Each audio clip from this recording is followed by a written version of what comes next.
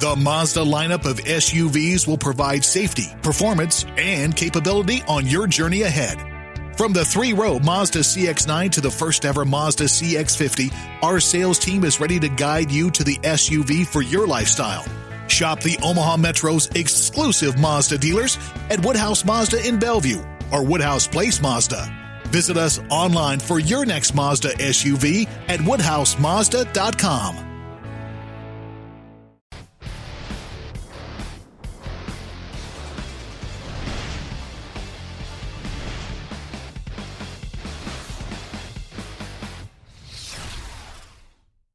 Everybody, what's going on? Happy Halloween and welcome to the DFS Pick 6, the RotoWorld DFS Pick 6 presented by RotoGrinders. I'm Eric Crane, and I'm joined, as I always am, by two of the best in the business. We got Rich Rebar and Evan Silva. Reeves, how we doing, buddy? Doing real good, man. I did all the trick-or-treating. My 2-year-old made it about 5 houses before he needed to be carried the rest of the way.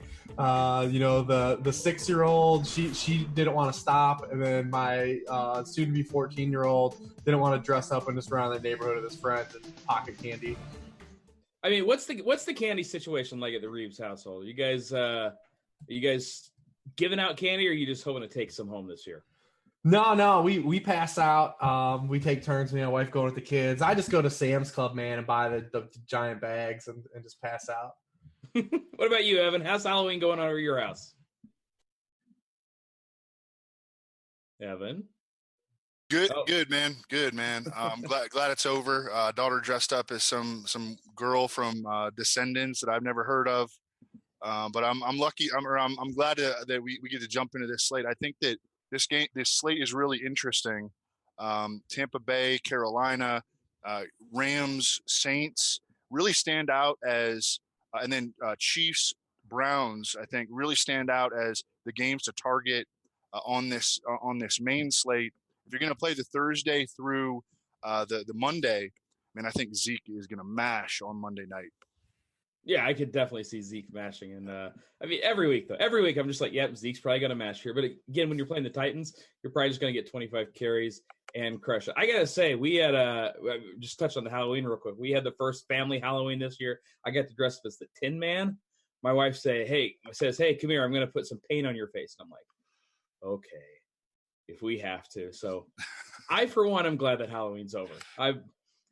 She likes to have her one day of the year. This is her day. And anyway, she gives me every Sunday, so we'll have to live with it. All right, let's go ahead and jump into the slate. We got Detroit at Minnesota as our first game. It's a 49.5-point total. Minnesota, they're 5.5-point favorites at home. And Evan, we got to talk first about Detroit. They traded away Golden Tate. How does this affect this Lions offense moving forward? Well, we are pulling almost 10 targets per game and 22% of the air yard share, just ripping it out of the offense. So this is going to be distributed to other players on the team. I think that from a team philosophy standpoint, the Lions felt comfortable doing this because they want to be a run-first vertical passing team. So, and they think that first of all, they weren't going to re-sign Golden Tate after the season, and his contract is up. But I think that they think that his production was largely replaceable, and it probably will be replaced by sort of a committee. I think that Theo Riddick can definitely, and he was back practicing this week. I think that he can definitely help contribute. Brandon Powell and TJ Jones are candidates to pick up snaps in the slot, but it also further narrows the target distribution, which was already pretty narrow because, we don't have tight ends competing for targets in this passing game. We didn't really have a fourth receiver competing for targets.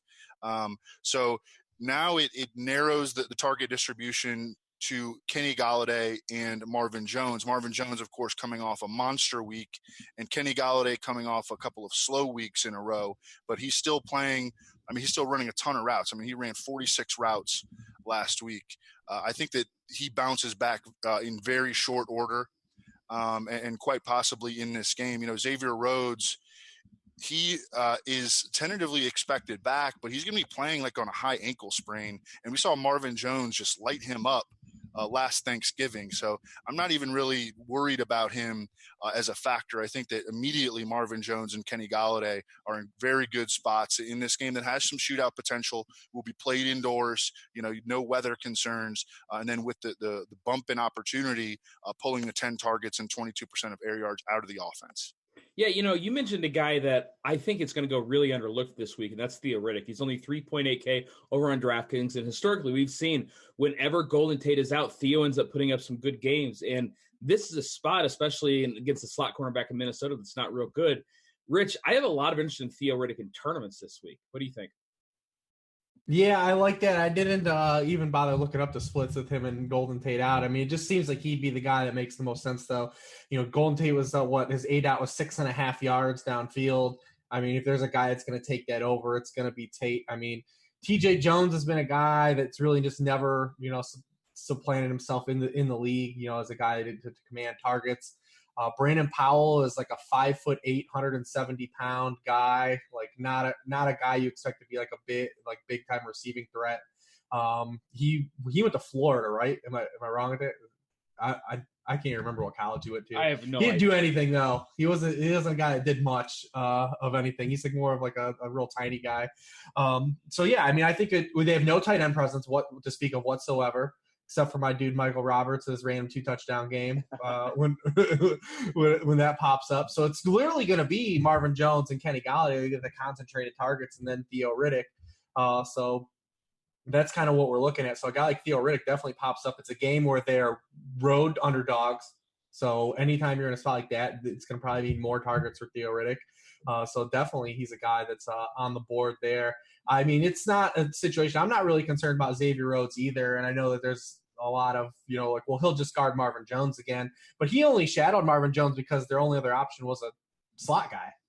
It was Golden Tate was in the slot the entire time. So I don't even think that he's really even going to really lock down to follow Marvin Jones around. It could be he can just ping back and forth. And if he just stays home, he'll find Jones the most anyway. So Golladay will be able to take advantage on the other side anyways. But Galladay's another one of those guys that's been down for a few weeks, and people were on him because especially on FanDuel where he's had such a depressed cost all year. People have been chasing, the Galladay targets and saying, oh, he's underpriced again. And then when he starts to let you down a couple weeks in a row, they don't want to go back to the well. And this is a week probably because he's a guy that has the kind of upside and contested catch ability that it doesn't even matter if Xavier Rhodes is on him. I mean, he can catch a touchdown, in contested catch situations. So, I mean, he's a guy I'm really looking at. I think that's probably the most interesting just because he's been so down the last couple weeks. Yeah, and 5.5K is just way too cheap for Kenny Golladay. Evan, you mentioned that you think the Lions, they want to turn into a run-first vertical passing team. And if they want to turn into a run-first team, Kerryon Johnson seems to be the guy now. And it seems weird to say that, we can trust a Lions running back. We haven't done that for years. But, Evan, do you think we can finally trust Kerryon Johnson? I think that, trusting him in daily fantasy is, I wouldn't go that far, especially in a game here where they are on the road facing a pretty, rock solid run defense with Theo Riddick coming back. So definitely some concerns in DFS. But last week, I mean, he played 81% of the snaps. He showed that they were willing to use him in a manner that would be game script proof. 32 routes, season high 8 targets against the Seahawks. But now with Theo Riddick coming back, it does, make you question whether he is necessarily going to be matchup proof going forward. So, I mean, I think that he's a guy to discuss. I don't think that he's necessarily a core play because of the matchup, because you're playing on the road as an underdog, and because Theo Riddick is coming back, and that could eat into his opportunity to some extent in the passing game. And touchdowns, man. And touchdowns matter in DFS. Yeah. Oh, and Theo Riddick vultures some touchdowns. It's going to be so much fun for me this week. Well, no, I mean, the Garrett, bro. Listen, the Garrett only comes out of the garage inside the 5. Hey, as long as I'm not going to have any carry-on, so as long as he's taking carry-ons touchdowns, I'm all right with that. Let's talk about this Vikings side because, once again, Dalvin Cook's not going to play. I'm just done believing Dalvin Cook's ever coming back, but we get a Vikings team that loves to pass. They love to pass in the red zone. This wasn't really the identity that we thought this Vikings team was going to have before the year, Reeves. And when I look at this passing attack, Kirk Cousins, Adam Thielen just continues to crush, and Stephon Diggs still seems too cheap. So what do you think about this Vikings offense? Yeah, Dalvin Cook did put in a limited practice today after their bye is next week. And initially they were just like, he's going to sit out through the bye and they'll get him right. And then he pops up today and does a limited practice. Cause Evan talked about, the core games, and this is a game that has some ancillary plays. And one of the ancillary plays that I think a lot of people were going to look at was Latavius Murray this week. In this matchup, Latavius Murray scored a touchdown in 3 straight games. He had 95 yards from scrimmage against the Saints defense that really hadn't allowed any type of production to running backs so far in the year. A week ago, Latavius Murray is kind of an underrated player, in terms of production. Todd, since 2015 season, Todd Gurley is the most rushing touchdowns. Second in the NFL. Latavius Murray. Yeah. Yes. And since 2016, only Zeke and Todd Gurley have more rushing touchdowns than him since the start of that season. So this is a guy that he puts the ball in the paint. He's got a great matchup against, a Lions team that just has not been able to stop the run at all. They're allowing 5.5 yards per carry to backs. They got Damon Harrison last week. Damon Harrison played 40 snaps last week. He was Pro Football Focus's highest graded run defender as defensive tackle last week. And you know what happened? The Lions gave 176 rushing yards still, and 140 to running backs. So, he came in, played well, did everything that they traded for, and they still got gashed on the ground. Are the Vikings going to be a team that sticks with the run to such high degree as the Seattle Seahawks did last week? Probably not. But, is Latavius Murray like a cheaper RB2 option with multiple touchdown upside? He most certainly is. So, if Dalvin Cook is out again, I think he's going to be a popular RB2, cap-filling type of option. Yeah, and I'll tell you what, Dalvin Cook, I just don't know what to make of this guy at this point. It's disappointing. But, Evan, what about for you? Is Latavius in play for you this week? Yeah, absolutely. 25, 17, 18 touches in the last 3 games. It just does not make any sense for them to bring Dalvin Cook back this week. I know he was limited practice on Wednesday, but man, you got to let this guy get over this injury. I don't want to see any more setbacks for Dalvin Cook, and they don't want to either. So, while he is practicing, it wouldn't surprise me if on Thursday, he's DNP. That has happened before, where he'll come back on Wednesday, be limited, and then he goes to DNP on Thursday. And, he needs to sit out through the bye. All right. So this passing attack with Cousins, Thielen, Diggs. Diggs, what's that price? 6.8K. Evan, that just seems way too cheap for Diggs in this matchup. Yeah. He is, first, just breaking down the Vikings passing game as a unit. And this is another passing game that, has a nice, narrow distribution because, Latavius Murray, although he does have games where he'll catch a few passes, but it's really Thielen and Diggs at the top. Kyle Rudolph has half as many targets as Stephon Diggs has on the season. They don't really have a third receiver, Laquan Treadwell out there. Sometimes Aldrick Robinson has made a few plays, but it's a very narrow target distribution. And then you have Kirk Cousins leading the league in completions per game. He's completing over 30 passes per game, and he ranks top 5 in the NFL in passing yards. So that gives these guys really strong floors. And they, of course, have upside. Adam Thielen is going to avoid Darius Slay on the most snaps in this game. Adam Thielen runs 62% of his routes inside. Darius Slay is on the outside 93% of the time. Diggs still goes into the slot 25% of the time, and Darius Slay has not been great recently. Pro Football Focus actually has him at allowing 15 of 18 targets, 83% for 178 yards, 10 yards per attempt, and 3 touchdowns over the last 3 games. And Stephon Diggs has double-digit targets in 6 of his last 7. So these guys are high floor, high upside plays in a game like this. Yeah, I don't really understand Diggs' price. The guy just keeps getting a ton of targets. He keeps crushing it. He's had double-digit targets in 6 of 8 this year, including 6 of his last 7. So I like Stephon Diggs a lot. Raves, what do you like in this Vikings passing attack? Yeah, like Evan said, these guys have accounted for 54% of team targets. They've accounted for 51% of the team PPR points. So whatever this team is scoring per week, they're getting half of the production basically. Just these 2 players, which we love. You talked about even Diggs, when he has his floor games, and they've come all like when he faces like a good boundary team, a good boundary defense that just like funnels targets into Thielen.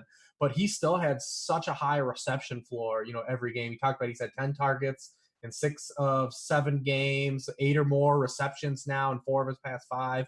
The floor is just so high that you know what you're getting. And he's also a guy that has, lid popping ability when they give him those vertical targets. Those have kind of dried up the last few weeks. He's not getting those real downfield, shots anymore. But those are still always going to be, just a play away, where we get one of those games. He's that type of guy that could drop a 180, where Thielen's going to consistently get you 1 to like 140, like one, that just on a bunch of catches. Like Diggs is that guy that has that 180 in him. And those are tournament winning type of upside. Yeah, and it's not to say that Thielen, he's not a tournament winning guy, but you just got to have a lot go right for him to put up a 35-point outing. All right, let's talk about Tampa at Carolina. Carolina 6.5-point favorites, 54.5-point total. And Evan, Fitzmagic is back. Are you excited? I am, man. I am. No, I'm definitely excited. He has been a top 6 fantasy quarterback in all 3 of his starts. Last week he comes off the bench. He's the quarterback 15 on the week, despite playing, essentially less than 2 quarters. It's just that if you add Jameis Winston's fantasy points to Ryan Fitzpatrick's fantasy points this year, they're averaging 28.7 fantasy points per game. Patrick Mahomes, the number 1 overall fantasy quarterback, is averaging fewer at 27.9 points per game. They have incredible weapons. They have the worst defense in the NFL that they need to compensate for.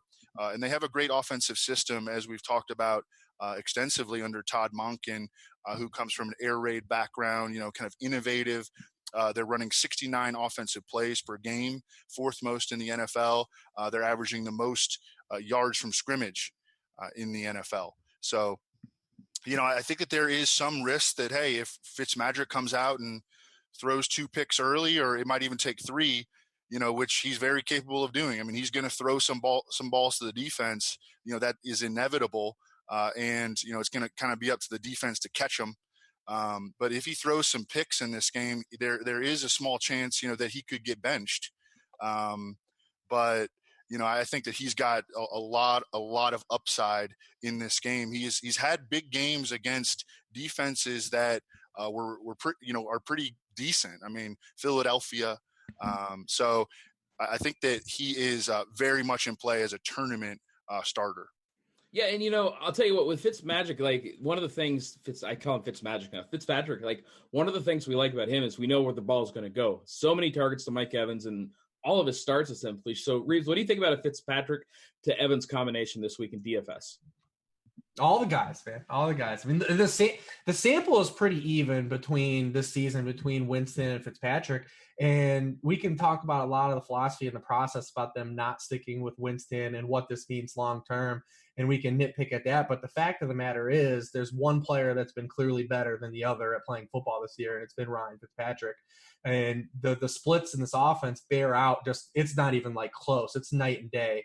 Fitzpatrick's had 43 possessions under center, and Winston's had 39. The Buccaneers have scored on 47% of possessions with Ryan Fitzpatrick under center, just 35% with Winston, 33% touchdown rate with Fitzpatrick, 25% with Winston. Then you look at the target splits, what the production, the receivers, which is what we care about. Mm-hmm. Mike Evans has caught 27 of 37 targets from Fitzpatrick.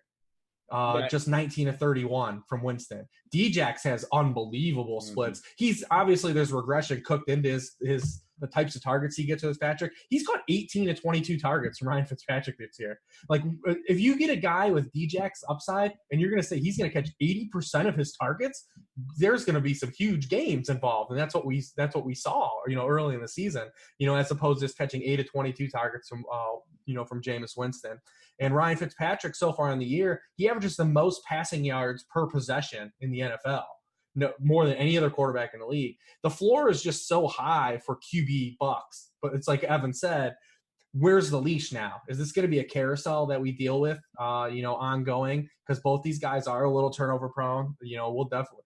I mean, it's going to be interesting to see how it plays out. I don't think you can really play him in cash, like Kevin said, but I mean, obviously the upside and floor are there. I think he's fine in season long to take a shot on, even with that risk. And then, I mean, driving down Narrative Street, which, you know, I don't often do, but I mean, listen, man, this dude, the team wants to play for Ryan Fitzpatrick. Jameis Winston is a slog, dude. Like, he should have threw 6 interceptions in that game last week. He provides no juice. There's no energy when he's on the field. And you see, you know, the stuff that you see earlier in the season with Fitzpatrick wearing Deshaun Jackson's clothes. And we can joke about how that stuff really doesn't matter, but it does, man. Like, that team wants Ryan Fitzpatrick to play quarterback, and he's doing it again. Yeah, it's really weird because you would think Jameis, you know, former number 1 overall pick, a guy that seemed to get along with people in the locker room, and like he's just not getting it done anymore. Evan, I think it's clear that the Bucs are going to be looking for a quarterback in the draft. And I'll tell you what, Fitzpatrick, I'm going to be playing a lot of him this week. I know that. They've removed him. They removed Jameis Winston after his suspension from all the team media. They took his posters and like his billboards down in the stadium. Like, they're all that stuff's been removed. I mean, it's going to be interesting to see what happens, man. Yeah. I mean, it definitely just feels like they've moved on from him. Like, they're Evan, doesn't it feel like that they're just done with Jameis, kind of? I'm not sure that Dirk Cutter is, and he calls the shots at the end of the day. You know, I mean, he was pretty quick to pull the plug on Ryan Fitzpatrick in that game at Chicago. So that's your wild card. I definitely think that the organization as a whole is certainly down on Jameis Winston, and for good reason. I mean, you know, just talking about the interceptions last week, like, a lot of times you can isolate interceptions and their individual plays, you know, and you can look at them and you can be like, well, hey, you know, the receiver ran the wrong route, or hey, the receiver deflected it up into the air, or it was a great play by the defender. Every single interception that Jameis Winston threw last week was on him. You know, that they were all his fault. And, you know, that's just, the coach has to hold him accountable for that sort of thing, or else you're not holding a dude accountable, and that sends a terrible message to the rest of the team. With Mike Evans, you know, Mike, he hobbled off the field last week with what I thought was a cramp. It looked like he was cramping. But he did not practice today, and they listed him with a knee injury. So that is something to keep in mind. You remember when he missed some time last year, Chris Godwin went nuts. And Chris Godwin has gotten a ton of scoring position usage. So let's keep an eye on that Mike Evans injury for sure. Yeah, I'll tell you, if Evans misses, we might see Chris Godwin be one of the most popular plays in DFS history, because like it's at 4.4K against this defense. Like if Evans misses, you just can't fade Godwin. It'll just be Godwin and Sutton, and free up all your money. Oh my God, it's gonna be, and that's how everybody gets Gurley and Kamara. That's how it works. Let's talk about this Panthers side, because they are 6.5-point favorites at home, and they get a Bucs team that, look, it's the same old thing. They're decent against the run. They get lit up against the pass. Problem is with Carolina, are we that excited to roster Reeves, Devin Funchess? Yeah, maybe not. I mean, there are a couple other guys here. I mean, Devin Funchess is interesting because if the DJ Moore stuff is real and Torrey Smith doesn't play again, like, that's kind of a problem for Funchess. But he had a tough matchup last week. So, I mean, you can kind of look, you know, just throw that up in the air. The problem with Funchess is, for a DFS stance, he's fine in season long because you know what you're getting out of him. You're going to get like 8 targets. He's going to catch, you know, 5 of them. But the dude just never puts up a lot of yards. But like, he has touchdown upside. But in like DFS, he's a tough tournament play because he just doesn't ever drop that big hammer, you know, for his price. He just doesn't get a lot of yardage. He doesn't catch he doesn't get any yak. He doesn't catch any like deep balls. It's literally just like, he's going to catch 5 for 60, and did he score? Like, that's his line. That's like what he does every week. Matchup lines up. I'm probably more interested in Olsen this week than most when looking at the pass catchers, because he's out there, like Evan said, in the Galladay syndrome. Like, he's not getting targeted, but he's out there like a lot. Like, he's running 36 routes per game. The targets just haven't been there. The Bucs are still a team we want to target, you know, with tight end play. You know, even though our boy Uzoma just disappeared last week, he put up the egg. But they're still a team. Otherwise, they've allowed a top 12 score every game before that. They're still leading the league in yardage allowed to the position, even despite allowing nothing last week. So, I mean, I'm interested in Olsen this week on a thin week. You know, we've basically got Kelsey and not a lot at the tight end position. Not a lot of great like individual plays. I think the old faithfuls are still in play. The Vance McDonalds, you can go probably maybe back to Njoku if his knee is fine. And then across the field, these two guys, I think OJ Howard and Greg Olsen are the two like most interesting tight ends. This game one has a chance to pop because all Bucs games pop. And OJ Howard's a guy that is finding the end zone regularly, and the Panthers are another team that just haven't been able to guard any tight end, at any point in the season. So, I mean, I'm looking at these two tight ends in this game and hoping that they're the guys that kind of go overlooked too. I'm sitting here looking at the tight ends, and holy cow, this is a bad group. Yep. Yeah. Oh, my goodness. Evan, I'm sorry. I cut you off. What were you about to say? It's another Jeff Hoyerman week, man. Oh, boy. Not this again.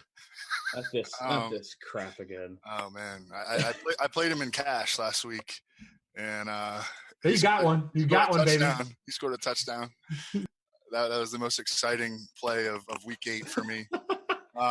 Week 8 was my best week I've had, so that's weird. Yeah. I just wanted to mention about CJ Uzomah. Man, he suffered it looked like a dislocated shoulder on the Bengals' first drive last week. I think it was probably a stinger, and he stayed out there, but he was just totally ineffective the rest of the way. So, he wasn't necessarily a bad play last week. It was just he got hurt on the first snap or on the first series, and it was just over after that. So, Evan, what do you think about this Carolina passing game? Because Cam Newton looks like just an absolute stud. I mean, we kind of made fun of him for the last year or so, just like, oh, he hasn't been that good. He's been struggling. And, I mean, lately, man, he's just been just destroying it. He's put up at least 24 DraftKings FanDuel points even in each of his last 3 games. Now he gets a great matchup. What do you think about Cam this week? Yeah, and there was concern entering the season about how he would mesh with Norv Turner, kind of like an old school offensive mind. A lot of the old school offensive minds do not believe in running your quarterback at a high volume because that could get them injured. You want to teach them to be a pocket passer. But, Norv Turner has been progressive, this year. And Cam Newton is on pace to equal or better a bunch of his career bests in rushing statistics. And so that is going to always raise his floor and his ceiling, make him a safe dude who can also finish as, a top 3 fantasy quarterback on the week. For the Buccaneers, they're allowing touchdowns on 88% of opposing red zone trips, which is just absurd. And this really explains why they are giving up the most points per game in the NFL at 33.3 points per game. And then Cam Newton has the best passer rating in the NFL in the red zone. So those things really align nicely. I mean, it's a best case scenario spot, I think, for Cam Newton. You could play him with Funchess. You could play him with McCaffrey. You can play him with DJ Moore. You could play him with Olsen. There's a lot of opportunity here for game stacks and team stacks. The Mazda lineup of SUVs will provide safety, performance, and capability on your journey ahead. From the 3-row Mazda CX-9 to the first ever Mazda CX-50, our sales team is ready to guide you to the SUV for your lifestyle. Shop the Omaha Metro's exclusive Mazda dealers at Woodhouse Mazda in Bellevue or Woodhouse Place Mazda. Visit us online for your next Mazda SUV at woodhousemazda.com. The Mazda lineup of SUVs will provide safety, performance, and capability on your journey ahead. From the 3-row Mazda CX-9 to the first ever Mazda CX-50, our sales team is ready to guide you to the SUV for your lifestyle. Shop the Omaha Metro's exclusive Mazda dealers at Woodhouse Mazda in Bellevue or Woodhouse Place Mazda. Visit us online for your next Mazda SUV at woodhousemazda.com. You mentioned Christian McCaffrey, and I can't help but think that he's going to be the guy that goes overlooked this week because the people are paying up at running back. They're going to do it for Todd Gurley. They're going to do it for Alvin Kamara. And to me, Reeves, it feels like McCaffrey's going to be overlooked here. Yeah, I can see that. McCaffrey's a guy that's he's kind of reverted back to last year where he's just kind of been like a floor play. I know he had the 2 touchdowns last week, but only the 57 total yards from scrimmage. He's kind of been like that this year again. Like he's got that huge rushing game against the Bengals, and then he's done nothing on the ground outside of that game. So yeah, this could be a spot where we get that game where he puts up 140 yards from scrimmage. With him, you always have to wonder if he's going to get the touchdown or not, because of Cam. Last week he got the 2, but that was his first rushing touchdown of the season. Tampa Bay, though, they're 24th in receiving points allowed per game to running backs. They're 23rd in rushing points allowed to running backs. Listen, man, it's the Bucs, dude. Like, everyone's in play. Like, we're not against anyone in this game on the Carolina side.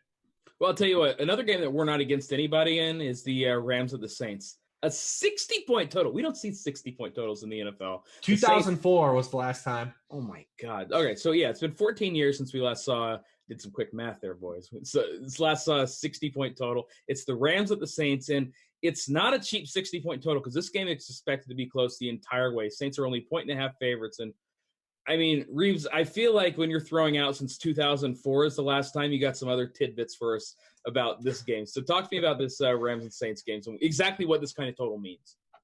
I mean, this is it, man. This is in the Coors Field of the NFL. We're getting basically two of the best 3 offenses in the NFL this season. The Saints are the most efficient offense in the NFL in scoring. They've scored on 62% of their possessions, the highest rate in the league. The Rams are 3rd. They've scored on 55% of their possessions.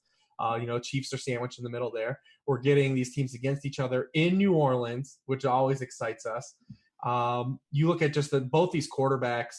Jared Goff, look at all Goff's best games for fantasy this year. They've come in games where they've been like challenged on the scoreboard, where they have to score points. That's basically when he's been at his best. And then finally Gurley doesn't score a rushing touchdown last week, and what happens? Goff's the top 5 quarterback again, because all his peripheral stats have been incredible all year. It's just that Gurley has been pilfering so many touchdowns, that haven't been going to him. And the Saints have been the league's best run defense. So, I mean, maybe we get Cooper Kupp back too, another red zone binky. So maybe we see that spike again. Then you look at Breeze, and I know a lot of people are talking about the similarities to how they played the past 3 games compared to last year, but they played 4 of their past 5 games on the road.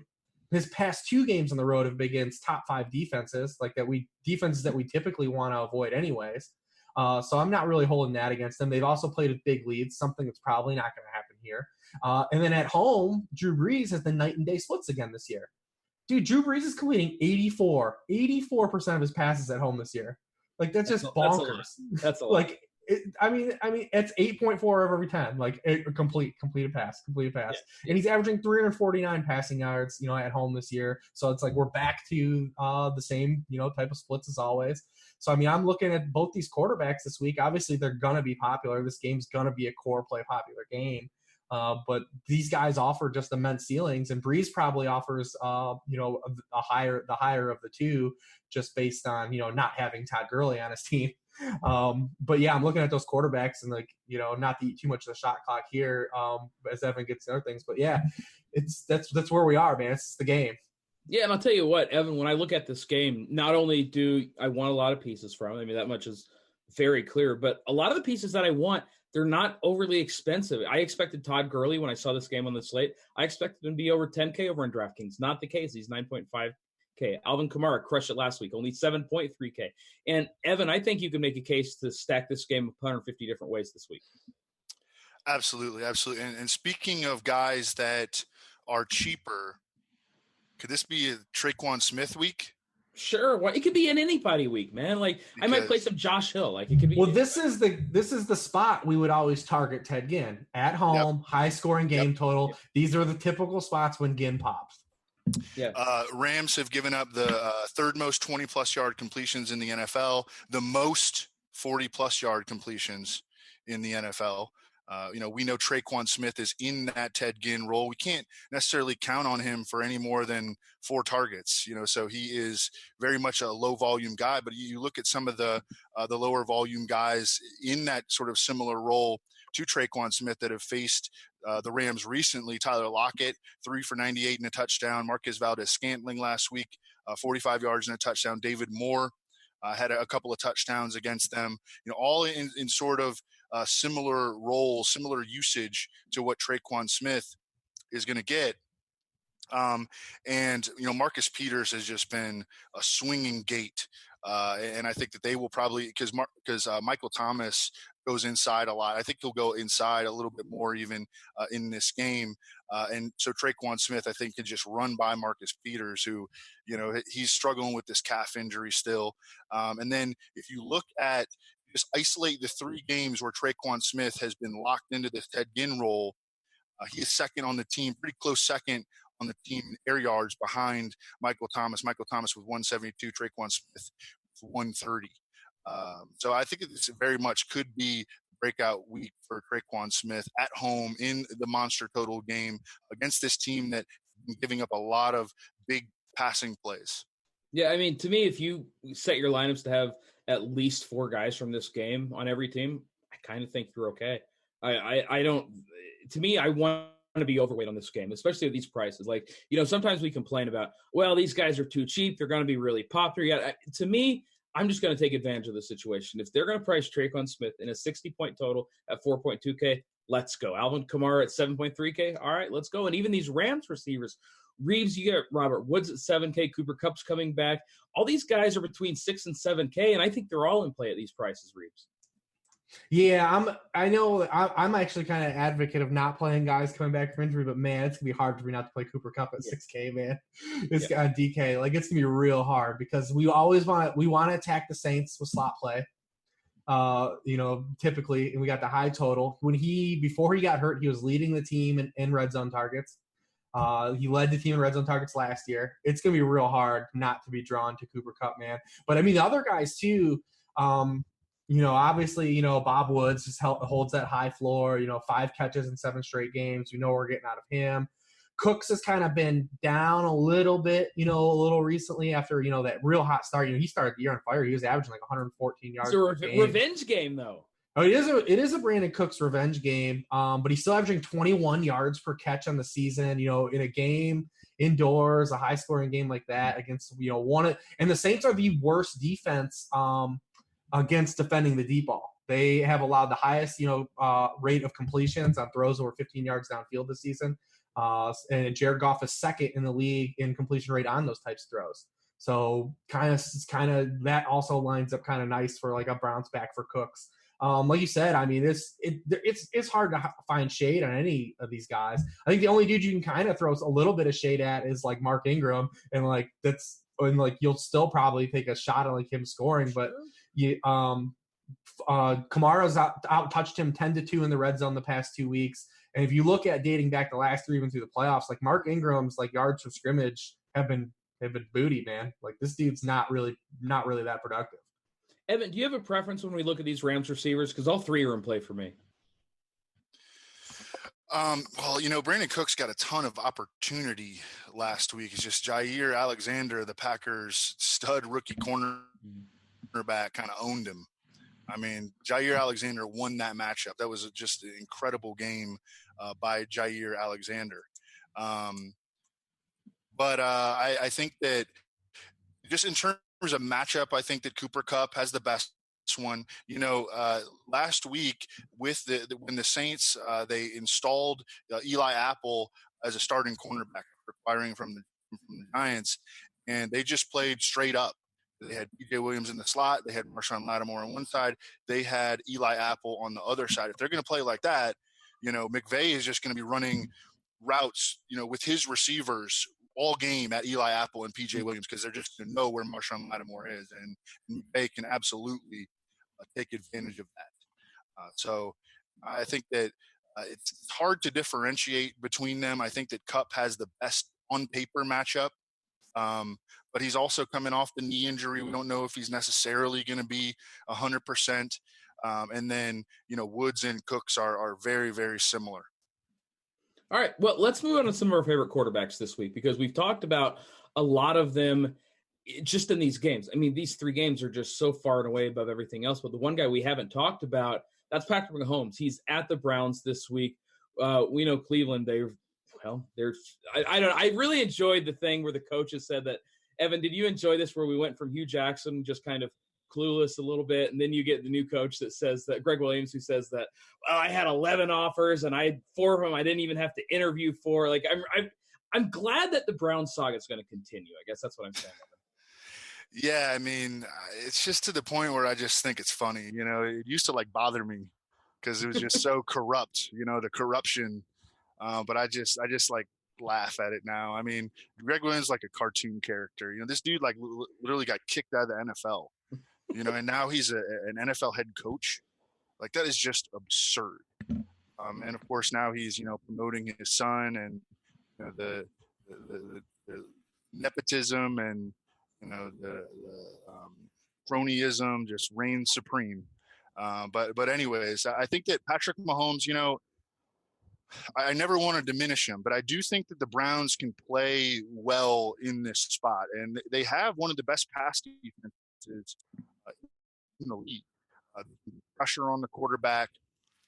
Only allowed multiple touchdown passes in 2 of 8 games. I mean, they have held Ben Roethlisberger twice to below expectation fantasy results. They held Drew Brees at the Superdome to below expectation results. Phillip Rivers, they held in check. Jameis Winston had a big game against them, but only because he rushed 10 times for 55 yards and a touchdown. So I think that this could be a game where Patrick Mahomes disappoints a little bit. And that, for Patrick Mahomes, that means just like finishing as like a top 10 guy as opposed to like a top 4 guy. But at the same time, like this could turn into a shootout if the Browns are able to get their offense on track at all. Another interesting thing that Greg Williams said today was that, this offensive coordinator, Freddie Kitchens, he's been promoted from position coach to offensive coordinator. And Greg Williams was asked about him, and he was like, I didn't promote him. I didn't pick him. He was, everybody else picked him. Like they have continued dysfunction in the coaching staff. But anyways, I mean, he comes from Bruce Arians' background. He's been able to be an observer of the offense. They straight up cannot protect Baker Mayfield. I mean, their undrafted free agent rookie left tackle Desmond Harrison is terrible, predictably. Their right tackle, Chris Hubbard, a career backup who they gave a big deal and, stuck in there as a starter. He hasn't been good. So, there are things that they can do to mask that. One would be getting Duke Johnson more involved, but that's just a pipe dream at this point, But I think that I do think this game has high scoring potential, though. You look at the splits for Kansas City defensively, they're giving up 33 points per game on the road, and they're giving up 18 and a half points per game at home. And that's not just this year. It's not a 1 year, half year sample. That's something that extends year over year, that they are much more susceptible to giving up points in road games.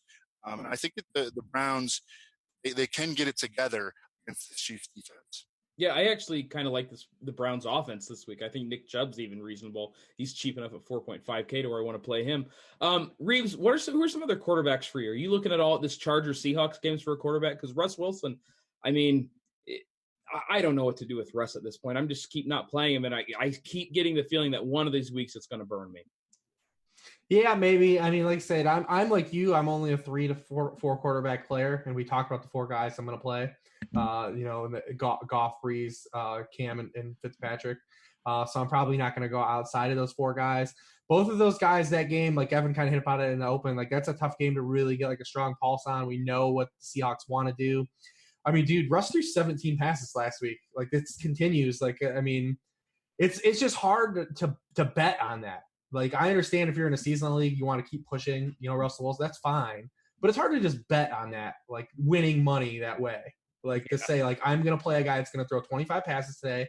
I inherently know the team wants him to throw 25 passes or less. And I'm going to count on him to throw 3 or 4 touchdowns to float his fantasy line because there's going to be no yardage and he's not running still. It's just hard. It's just hard to bet on that. So, I mean, I get it. Like, there probably will be a game where he's forced. The volume is forced. Mm-hmm. Like, it's probably going to happen. And it might happen over the stretch, where they play the Chargers, the Rams. I think they play another really good team after that. Over their next 3 games, maybe we see the volume kind of spike again. But there's also like nothing that excites you about any of these receivers either, and it just keeps happening. Doug Baldwin's not even getting a piece of this, by the way. Like if you have Doug Baldwin, you're like, what the hell are my touchdowns, man? Where the hell am I? Tyler Lockett has 8 freaking catches the past 3 weeks, and I think all of them are for touchdowns. He has 8 touchdowns probably the last 3 weeks. David Moore, who I had to get in our Slack channel and ask, like, where the hell is this dude from? And Evan's like, he's from East Central. I'm like, high school? And he's like, no, college. Like, what? Like, what is East Central? I don't even know. I still don't even know where it's at because every city in America has an East Central high school. Like, what? I mean, so I don't know, but I'm playing the 4 quarterbacks that I want to play roundabout way. I'm trying to think where like East Central College would be. Like, it's definitely a community college, right? There's no way that's a 4-year school. East Central. Let's look it up. Anyways, Evan, any other quarterbacks that we haven't touched on for you? No, I did want to mention about Russell Wilson, though, that, you know, even though he's been having these 3 touchdown games, like, he hasn't been like dominant in fantasy because he's not running and he's not throwing for a lot of yards. So, you know, don't fall into the trap of trying to chase these touchdowns. He's not, you know, finishing as a top 5 guy on the week or anything. And so, you know, just something to keep in mind. They're going to continue to be a run-based offense. Case Keenum, you know, everybody's going to be on Cortland Sutton this week, and Emmanuel Sanders is also in a very good spot against Houston. You know, and I think that Tim Patrick is a sleeper in the Denver passing attack this week. Should be minimum everywhere. I know he's minimum on FanDuel. What do you think? Case Keenum, are you going to leave the show? Don't make me do it, man. I will do it. I will walk out of here. My kid's out there crying, and I don't want to be there. But, man, I'd still just I'd rather do that than play Case Keenum, man. Like, there's just no way. By the way, East Central. Do you know where it is, Evan? Oklahoma. Ada, Oklahoma. I actually know Ada, Oklahoma from when I lived down there. That's good times. Just kidding. There are no good times in Ada, Oklahoma. All right, let's talk some running backs. And again, we've already talked about a lot of these guys. The Todd Gurley's of the world, the Alvin Kamara's of the world, but everybody's going to have those guys. You're not necessarily going to win tournaments with those guys. So, Reeves, who are some of the other running backs you're looking at this week? Well, you guys are talking about the Chiefs-Browns game, and I had Nick Chubb written down for just the 4 or 5 on DK, but there's the other guy in that game too. I'll get to in a second. But so Chubb's had 2 games. The Browns have trailed thoroughly throughout both games. He's got 18 and 20 touches. Like, game scripts, probably the concern is probably going to be overblown for him because he's, you know, maybe we see something change with Duke Johnson, you know, with the offensive coordinator change. But we saw, you know, even with Byron Leftwich last week, like, it's hard midseason to like really change your stripes and install something that's just drastically different. So expecting, you know, something that we haven't seen from the Browns offense based on a whim is probably on the lower end of the spectrum, even though we kind of desire for it to happen. But Kareem Hunt, man, again, Evan talked about this last week. You know, the Browns have played the most defensive snaps in the NFL by a good margin. They are getting just crushed in the second half of these games. You look at last week, they played well in the first half of that game against the Steelers, you know, against the run. I think James Conner had 33 yards at halftime and then just destroyed them in the second half. We're starting to see all that take its toll. Kareem Hunt now has 16.5% of the team targets over the past 3 weeks. Like I said, the Browns defense, they're allowing 118 rushing yards per game to backfields. They've allowed multiple rushing touchdowns to 4 different individual running backs on the season. It's something we like. And Tyreek Hill, like, maybe he doesn't play this week. Maybe they hold him out. It's just going to funnel more opportunity for Kareem Hunt. And it's going to be a week where obviously everyone wants to get Gurley and Kamara in. And Kareem Hunt's going to be in just as pristine a spot as he's been in the last couple of weeks. Yeah, I like Kareem Hunt a lot. I mean, anytime you can be a 9-point favorite and against the bad run defense, like, you got to have interest in this guy. And like you said, Reeves, not a lot of people are going to go there. Evan, I wanted to ask you about a guy in Chris Thompson because how have we been attacking Atlanta all year? He's pass-catching running backs. Adrian Peterson, not really known as a pass-catching guy, and Chris Thompson there, if he's healthy, I think he's in a phenomenal spot this week. He's hurt again, man. He didn't practice on Wednesday due to a rib injury, and he's been hurt since Florida State, you know, and it's unfortunate because he's a really talented player, but I think that we're probably going to see Capri Bibbs in that role, and Adrian Peterson, another like 25-plus touches for Adrian Peterson. I wanted to mention a couple of guys. First, Kenyon Drake at home against the Jets. I think that the Dolphins likely bounce back against this Jets team that is really going to struggle to score. The Dolphins coming off the primetime blowout loss, going back home. I think they should be able to get this win against the Jets. And the Jets do not have a pass rush, but they blitz at the 5th highest rate in the NFL to try to manufacture a pass rush. And so what that does is leaves them vulnerable to screenplays. And we saw Tarek Cohen rip off a 50 or a 70-yard touchdown on a screenplay last week. And I think Drake is very capable of that. He's been super, super efficient, man. Yeah. The volume just has not been there, but he's been so efficient. I think that Dolphins defense actually is kind of an interesting combination with Kenyon Drake. The Jets passing game, the Jets offense is just crippled by injuries. And then Philip Lindsay, Royce Freeman was DNP again on Wednesday. Philip Lindsay is so damn good, man. And, the Texans' run defense has been really good, but they're going to be without Zach Cunningham, their stud inside linebacker. He's not going to play this week. Philip Lindsay favored at home. It's only by 1 point. But, man, Philip Lindsay is just really freaking good. I almost don't even care about him.